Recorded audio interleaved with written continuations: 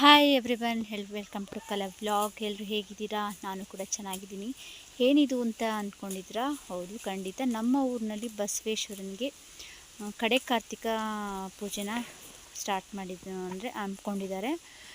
ಇದು ವಿಡಿಯೋನ ಭಾಳ ದಿನವೇ ಶೂಟ್ ಮಾಡ್ಕೊಂಡಿದ್ದೆ, ಆದರೆ ಲೇಟಾಗಿ ಶೇರ್ ಮಾಡ್ತಾಯಿದ್ದೀನಿ ಫ್ರೆಂಡ್ಸ್. ಬೇಜಾರು ಮಾಡ್ಕೋಬೇಡಿ, ತುಂಬ ಕೆಲಸ ಇತ್ತು. ಹಾಗಾಗಿ ಸ್ವಲ್ಪ ನನಗೆ ಈಗ ಕೋಲ್ಡ್ ಟೈಮ್ ಆಗಿರೋದ್ರಿಂದ, ವೆದರ್ ಚೇಂಜ್ ಆಗಿರೋದ್ರಿಂದ ಸ್ವಲ್ಪ ಆರೋಗ್ಯದಲ್ಲಿ ವ್ಯತ್ಯಾಸ ಇದೆ. ಹಾಗಾಗಿ ನಾನು ವಿಡಿಯೋನ ಸ್ವಲ್ಪ ಲೇಟಾಗಿ ಶೇರ್ ಮಾಡ್ತಾಯಿದ್ದೀನಿ. ಖಂಡಿತ ನಿಮಗೆ ಈ ವಿಡಿಯೋ ಇಷ್ಟ ಆಗುತ್ತೆ ಅಂದ್ಕೊಂಡಿದ್ದೀನಿ. ಇನ್ನು ಯಾರೆಲ್ಲ ನನ್ನ ಹೊಸದಾಗಿ ಚಾನಲ್ನ ನೋಡ್ತಾ ಇದ್ದೀರಾ, ಪ್ಲೀಸ್ ಸಬ್ಸ್ಕ್ರೈಬ್ ಮಾಡಿಕೊಂಡು ನನ್ನ ಚಾನಲ್ನ ನೋಡಿ. ಹಾಗೆ ನನ್ನ ವೀಡಿಯೋಸ್ಗೆ ಸಪೋರ್ಟ್ ಮಾಡಿ. ಲೈಕ್ಸ್ನ ಕೊಡೋದನ್ನ ಮರಿಬೇಡಿ ಫ್ರೆಂಡ್ಸ್. ಹಾಗೆ ನಿಮ್ಮ ಕಮೆಂಟ್ಸನ್ನು ಖಂಡಿತ ನನಗೆ ಕಮೆಂಟ್ಸ್ ಹಾಕಿ, ನಿಮ್ಮ ಅಭಿಪ್ರಾಯನ. ಬನ್ನಿ ಇವತ್ತಿನ ವಿಡಿಯೋನ ಸ್ಟಾರ್ಟ್ ಮಾಡ್ಕೊಳ್ಳೋಣ. ಅಂದರೆ ಆಲ್ರೆಡಿ ನೋಡ್ತಾ ಇದ್ದೀರಾ, ಕಡೆ ಕಾರ್ತಿಕನ ನಮ್ಮೂರಿನಲ್ಲೇ ಹಮ್ಮಿಕೊಂಡಿದ್ದಾರೆ ಬಸವೇಶ್ವರನ ದೇವಸ್ಥಾನ ಹತ್ರ. ನಿಮಗೆ ಹಿಂದಿನ ವಿಡಿಯೋಗಳಲ್ಲಿ ನನ್ನ ಡೈಲಿ ವ್ಯೂವರ್ಸರ್ ಆಗಿದ್ದರೆ ನನ್ನ ಬಸವೇಶ್ವರನ ದೇವಸ್ಥಾನನ ನೋಡೇ ಇರ್ತೀರ. ಅದಕ್ಕೆ ಕಡೆ ಕಾರ್ತಿಕ ಸೋಮವಾರನ ಹಮ್ಮಿಕೊಂಡಿದ್ದಾರೆ. ಇವತ್ತು ಆ ದಿನ ಕಡೆ ಕಾರ್ತಿಕ ಸೋಮವಾರದಲ್ಲಿ ಬಸವೇಶ್ವರನಿಗೆ ಉತ್ಸವ ಕೂಡ ಮಾಡ್ತಾರೆ. ಹಾಗೆ ಲಿಂಗದ ಬೀರರು ಅಂತ ಹೇಳ್ತಾರಲ್ಲ, ಲಿಂಗದ ಬೀರ ಕುಣಿತ, ವೀರಗಾಸೆ ಕುಣಿತ, ಇವರನ್ನು ಕರೆಸಿದ್ದಾರೆ ನಮ್ಮೂರಿನಲ್ಲಿ.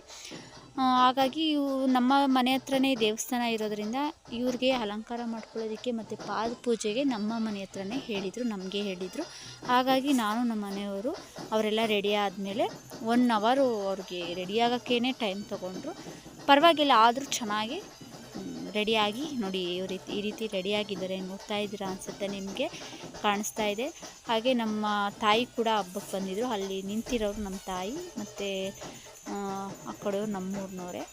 ಇವರೆಲ್ಲ ನೋಡಿ, ನಾವು ಪಾದ ಪೂಜೆನ ಮಾಡ್ತಾಯಿದ್ದೀವಿ.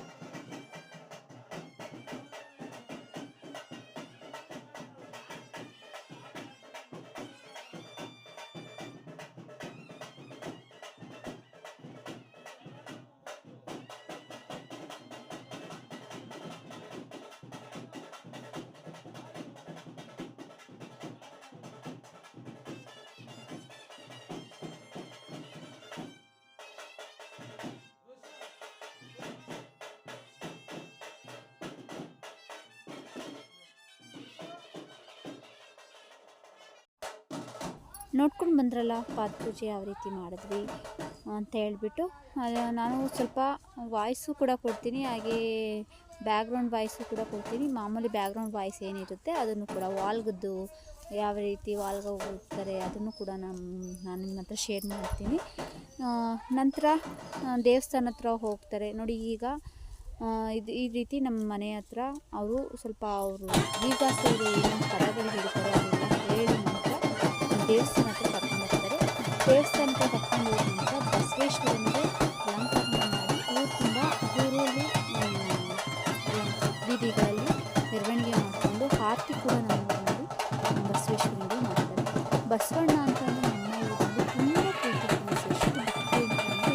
ತುಂಬ ಭಕ್ತಿ ಇಟ್ಕೊಂಡಿದ್ದಾರೆ ನಮ್ಮ ಬಸವೇಶ್ವರ ದೇವಸ್ಥಾನಕ್ಕೆ. ನೋಡಿ ಯಾವ ರೀತಿ ಕುಳಿತಿದ್ದಾರೆ, ನೋಡ್ಕೊಂಡು ಬನ್ನಿ.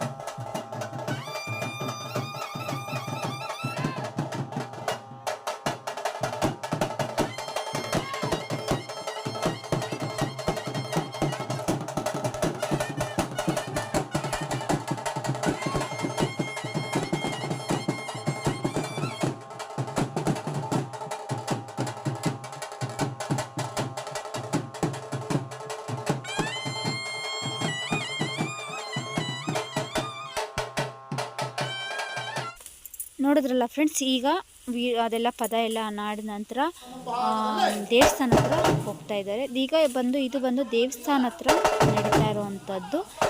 ಇದನ್ನು ಕೂಡ ನೋಡ್ಕೊಂಡು ಬನ್ನಿ. ನಾನು ಜಾಸ್ತಿ ವಾಯ್ಸ್ ಓವರ್ ಕೊಡೋದಕ್ಕೆ ಆಗ್ತಾಯಿದೆ, ಯಾಕಂದರೆ ಸ್ವಲ್ಪ ಆರೋಗ್ಯದಲ್ಲಿ ವ್ಯತ್ಯಾಸ ಆಗಿರೋದ್ರಿಂದ. ನೋಡ್ಕೊಂಡು ಬನ್ನಿ ಫ್ರೆಂಡ್ಸ್.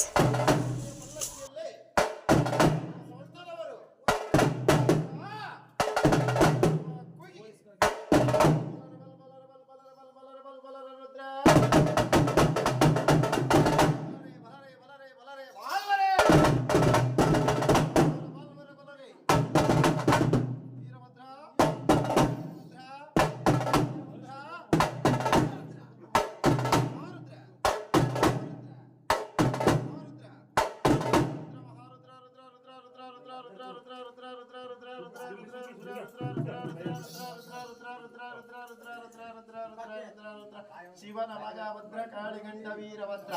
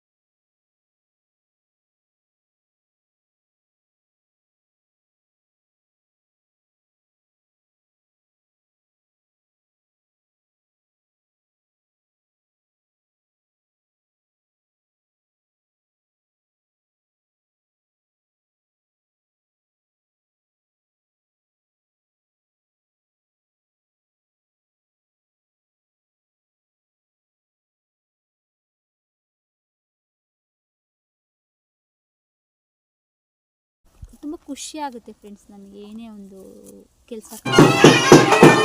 ಈಗ ನಾವು ಫೈನಲಿ ದೇವಸ್ಥಾನ ಹತ್ರ ಅದೆಲ್ಲ ವೀರಗಾಸೆಯವರು ಅಂದರೆ ಬಸವೇಶ್ವರನ ಉತ್ಸವಕ್ಕೆ ಕೂರೋ ಮುಂಚೆನೇ ವೀರಗಾಸೆಯವರು ಲಿಂಗದ ಬೀರು ಅಂತ ಏನು ಹೇಳ್ತೀವಿ, ನಮ್ಮ ಹಳ್ಳಿ ಕಡೆ ಲಿಂಗದ ಬೀರು ಅಂತ ಹೇಳ್ತೀವಲ್ಲ, ಅವರು ಆ ರೀತಿ ಎಲ್ಲ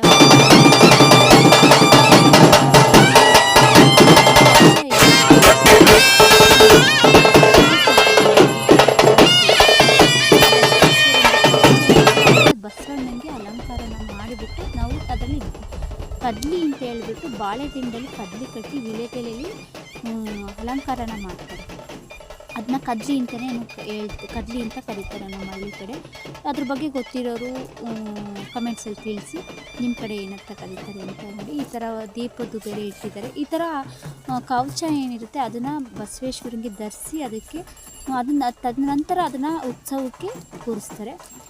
ಕೂರಿಸಿದ ನಂತರ ಅದನ್ನು ನೋಡಿ, ಅದನ್ನು ಇವಾಗ ಆಲ್ರೆಡಿ ಬೆಳ್ಳಿ ರಥನ ಏರ್ಪಡಿಸಿ ಬೆಳ್ಳಿ ರಥನ ಕರೆಸಿದ್ದಾರೆ ನಮ್ಮ ಊರಿನಲ್ಲಿ. ಅದಕ್ಕೆ ಅದನ್ನು ಅದರೊಳಗೆ ಕೂರಿಸಿ ಊರಲ್ಲಿ ಮಡ್ಲಕ್ಕಿನ ಪೂಜೆನ ಮಾಡಿಕೊಂಡು ದೇವರಿಗೆ ಕೊಡೋರು ಮಡ್ಲಕ್ಕಿನ ಮಾಡಿಸ್ತಾರೆ.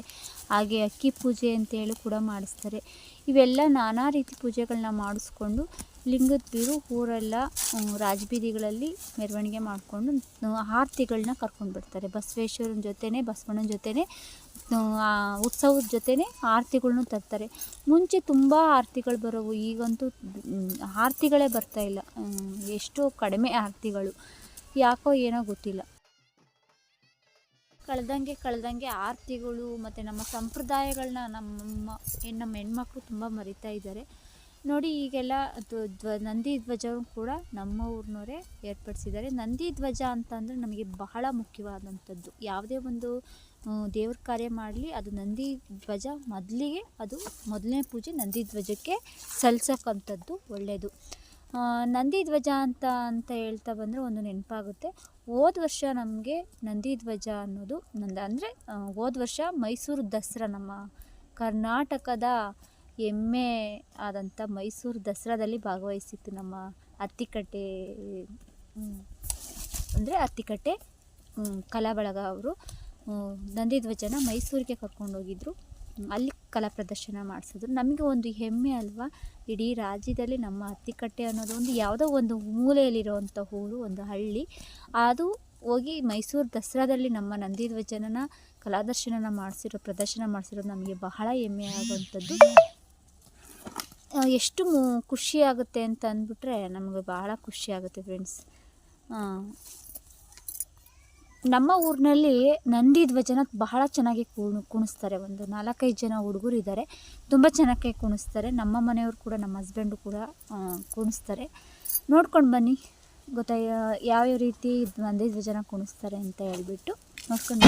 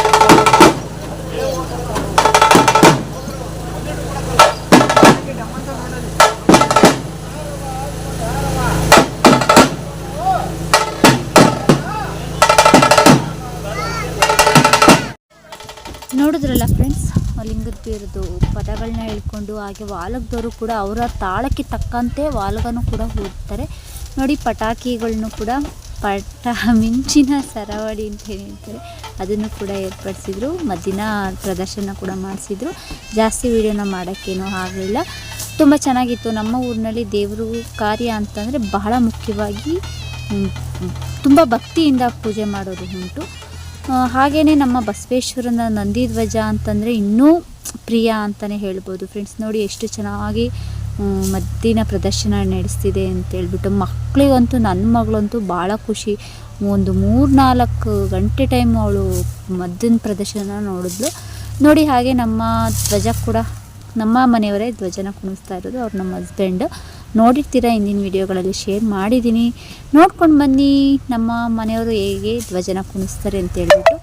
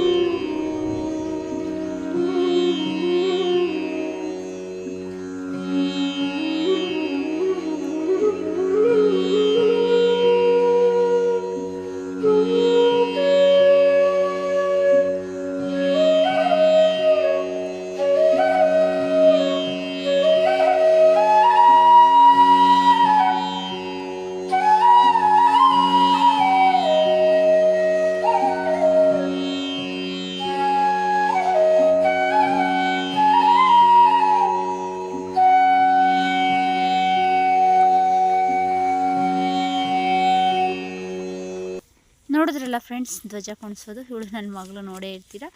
ಈಗ ಅದೆಲ್ಲ ಕುಣಿತ ಎಲ್ಲ ಮುಗಿದ ನಂತರ ಎಲ್ಲ ಅಲಂಕಾರನ ಮಾಡಿದರು. ಅಲಂಕಾರ ಎಲ್ಲ ಮುಗೀತು ಬಸವೇಶ್ವರನಿಗೆ. ಈಗ ಊರೊಳಗಡೆ ಹೋಗ್ಬಿಟ್ಟು ಆರತಿಗಳನ್ನ ಕರ್ಕೊಂಡು ಮಡ್ಲಕ್ಕಿನ ಮಾಡಿಸ್ಕೊಂಡು, ಮಡ್ಲಕ್ಕಿನ ಮಂಗಳಾರತಿನ ಮಾಡಿಕೊಂಡು ಕರ್ಕೊಂಡು ಬರ್ತಾರೆ. ಅಷ್ಟು ಅವ್ರು ಬರೋ ಅಷ್ಟೊತ್ತಿಗೆ 1 ಗಂಟೆ 2 ಗಂಟೆ ಆಗೇ ಹೋಗುತ್ತೆ ದೇವಸ್ಥಾನ ಹತ್ರ ಬರೋ ಅಷ್ಟರೊಳಗೆ. ನಾನು ಅಷ್ಟರೊಳಗೆ ಮನೆಗೆ ಬಂದು ಆರತಿ ರೆಡಿ ಮಾಡೋಣ ಅಂತ ಹೇಳ್ಬಿಟ್ಟು ಆರತಿನ ರೆಡಿ ಮಾಡಿದ್ದೀನಿ. ನೋಡಿ, ನಾವು ಈ ಥರ ಸಿಂಪಲಾಗಿ ಒಂದು ಆರತಿನ ರೆಡಿ ಮಾಡ್ಕೊಂಡಿದ್ದೀವಿ. ಆರತಿ ಅಂದರೆ ನಿಮಗೆ ಗೊತ್ತೇ ಇರ್ಬೋದು, ತಮಟದಲ್ಲಿ ನಾವು ಆರತಿನ ಮಾಡಿಕೊಂಡು ದೇವಸ್ಥಾನಕ್ಕೆ ಕರ್ಕೊಂಡು ಬರ್ತೀವಿ. ನಂತರ ನಾವು ಕರ್ಕೊಂಡು ಬಂದಮೇಲೆ ನೋಡಿ, ಈ ರೀತಿ ಊರೆಲ್ಲ ಆಡಿಕೊಂಡು ಮಡ್ಲಕ್ಕಿನ ಮಾಡಿಕೊಂಡು ಬಂದಿದ್ದಾರೆ. ಇಲ್ಲಿಗೆ ಬರೋ ಅಷ್ಟೊತ್ತಿಗೆ 1:30 ಆಗೋಗಿತ್ತು ಟೈಮಿಂಗ್ಸು.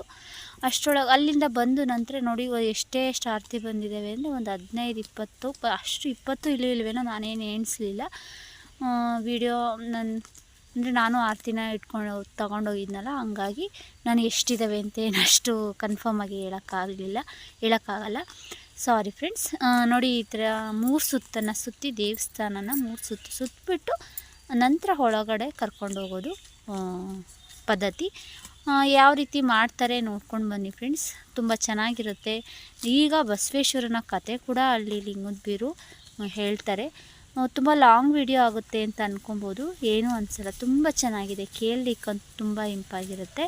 ಅದ್ರದ್ದು ಬಸವೇಶ್ವರಂದು ಕಥೆಯನ್ನು ಕೂಡ ಹೇಳ್ತಾರೆ. ಎಷ್ಟು ಚೆನ್ನಾಗಿರುತ್ತೆ ಅಂತಂದರೆ ತುಂಬ ಚೆನ್ನಾಗಿರುತ್ತೆ ಕೇಳಲಿಕ್ಕೆ. ನೋಡ್ಕೊಂಡು ಬನ್ನಿ ಫ್ರೆಂಡ್ಸ್.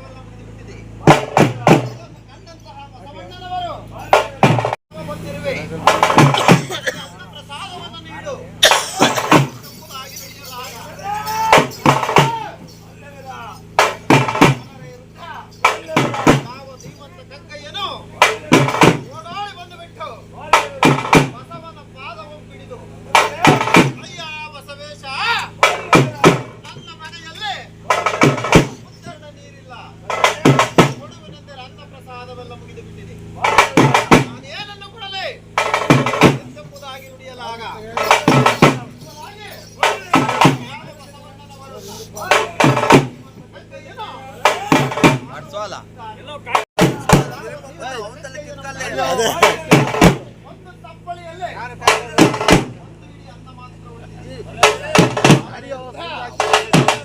ಬಸವಣ್ಣನವರು ಅಯ್ಯ ಧೀಮಂತ ಕಕ್ಕಯ್ಯ ನಿನ್ನ ಮನೆಯಲ್ಲೇ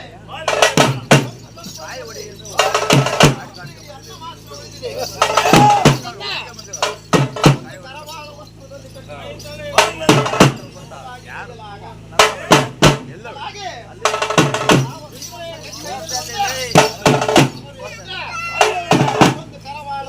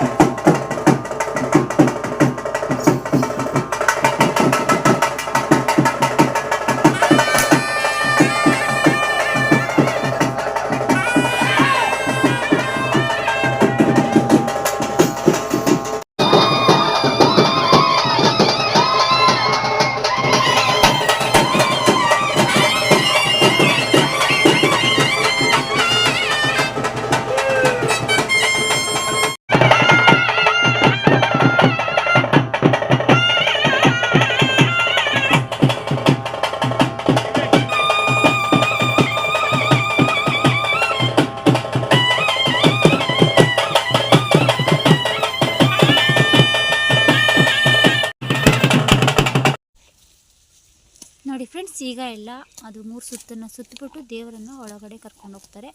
ಅದನ್ನ ನೋಡಿ ನಾವು ಆರತಿಗಳನ್ನ ಈ ರೀತಿ ಬಟ್ಟೆ ಎಲ್ಲ ಹಾಕಿ ನೋಡಿ ಇದೇ ಆರತಿನ ನಾವು ಜಗಲಿ ಮೇಲೆ ಇಟ್ಟಿದ್ದೀವಿ. ನೋಡಿ ಮಂಗಳಾರತಿ ಆಗ್ತಿದೆ. ಮಂಗಳಾರತಿನ ತೊಗೊಂಡು ನಂತರ ನಮಗೆ ಫಲಾರ ಕೂಡ ಇಲ್ಲಿ ಬರ್ತಿರ್ತಾರೆ. ಹೆಸರು ಕಾಳು ಫಲಾರ ಕೂಡ ಮಾಡ್ತಾರೆ. ನಾವು ಮಂಗಳಾರತಿ ಎಲ್ಲ ಮಾಡಿ ನೋಡಿ ಈ ರೀತಿ ಎಲ್ಲ ದೀಪನ ಹಚ್ತಾರೆ. ಕಡೆ ಕಾರ್ತಿಕ ಅಂದರೆ 101 ದೀಪನ ಹಚ್ಚಿ ಕರ್ಪೂರದಲ್ಲಿ ಇದಕ್ಕೆ ಮಂಗಳಾರತಿನ ಮಾಡ್ತಾರೆ. ತುಂಬ ಕರ್ಪೂರನ ಹಚ್ತಾರೆ. ಅದನ್ನು ಕೂಡ ನಿಮ್ಮ ವಿಡಿಯೋದಲ್ಲಿ ನೋಡ್ತೀರಾ. ನೋಡಿ ಈ ರೀತಿ 101 ಸ್ಟ್ಯಾಂಡನ್ನು ಮಾಡಿಸಿದ್ದಾರೆ. ಪ್ರತಿ ದಿನಾನೂ ಕೂಡ ಇದಕ್ಕೆ ಬಸವೇಶ್ವರನಿಗೆ ಫಲಾರನ ಮಾಡಿಬಿಟ್ಟು ನೈವೇದ್ಯನ ಮಾಡಿ ಪೂಜೆನ ಮಾಡೋರು, ದೀಪನ ಏರಿಸೋರು. ಇವತ್ತು ಕೊನೆ ದೀಪನ ಕೆಳಗೆ ಏರಿಸಿ ಪೂಜೆನ ಮಾಡಿ ಇಳಿಸ್ತಾರೆ ಅಂತಾರಲ್ಲ, ಅದು ಕೊನೆಗೆ ಫೈನಲಿ ಎಲ್ಲ ಮುಗೀತು. ನಾವು ದೀಪ ಹಚ್ಚಿ ಕರ್ಪೂರ ಹಚ್ಚಿ ಎಲ್ಲ ಆದಮೇಲೆ ಫಲಾರನ ಕೊಡ್ತಾರೆ. ನೋಡಿ ಹೆಸರು ಕಾಳು ಫಲಾರ ಎಲ್ಲರೂ ತೊಗೊತಾ ಇದ್ದಾರೆ. ನೋಡಿ ತುಂಬ ಚೆನ್ನಾಗಿತ್ತು. ಎಷ್ಟು ಫಲಾರ ಕೊಟ್ಟು ತಿಂದು ಅಷ್ಟು ಜಾಸ್ತಿ ಕೊಡ್ತಾರೆ ಮನೆಗೆ ಹೋಗುವಷ್ಟು. ಮತ್ತು ಆರತಿ ಹೊತ್ತಿರ್ತಾರಲ್ಲ, ಆರತಿಗೂ ಕೂಡ ಹಾಕಿರ್ತಾರೆ ಫಲಾರನ. ನಿಮಗೆ ನೋಡಿ ಈ ವಿಡಿಯೋ ಇಷ್ಟ ಆದರೆ ಒಂದು ಲೈಕ್ಸ್ ಕೊಡಿ. ತುಂಬ ಚೆನ್ನಾಗಿರುತ್ತೆ. ವೀಡಿಯೋಸ್ನ ಕಂಪ್ಲೀಟ್ ಮಾಡಿ, ಎಲ್ಲೂ ಸ್ಕಿಪ್ ಮಾಡ್ದಲೇ ವೀಡಿಯೋಸ್ನ ನೋಡಿ ಫ್ರೆಂಡ್ಸ್. ಇವತ್ತಿನ ವಿಡಿಯೋ ಇದಾಗಿತ್ತು ಫ್ರೆಂಡ್ಸ್. ನಮ್ಮ ಊರಿನ ಕಡೆ ಕಾರ್ತಿಕ ಸೋಮವಾರ. ನಾವು ಸೋಮವಾರದತ್ತೇ ಕಡೆ ಕಾರ್ತಿಕನ ಮಾಡ್ತೀವಿ ಫ್ರೆಂಡ್ಸ್. ತುಂಬ ಚೆನ್ನಾಗಿತ್ತು ಅಲ್ವಾ? ಖುಷಿ ಆಯಿತು ಅಂತ ಅಂದ್ಕೊಂಡಿದ್ದೀನಿ ಫ್ರೆಂಡ್ಸ್. ಖುಷಿ ಆದರೆ ಒಂದು ಲೈಕ್ಸ್ ಕೊಡಿ. ಹಾಗೆ ನನ್ನ ಚಾನಲ್ನ ಸಬ್ಸ್ಕ್ರೈಬ್ ಮಾಡಿಕೊಂಡು ಮರಿದಲ್ಲೇ ಸಬ್ಸ್ಕ್ರೈಬ್ ಮಾಡ್ಕೊಂಡು ಫ್ರೆಂಡ್ಸ್. ಮಿಸ್ ಮಾಡಿದ್ದೀನಿ. Thank you all. ಬಾಯ್.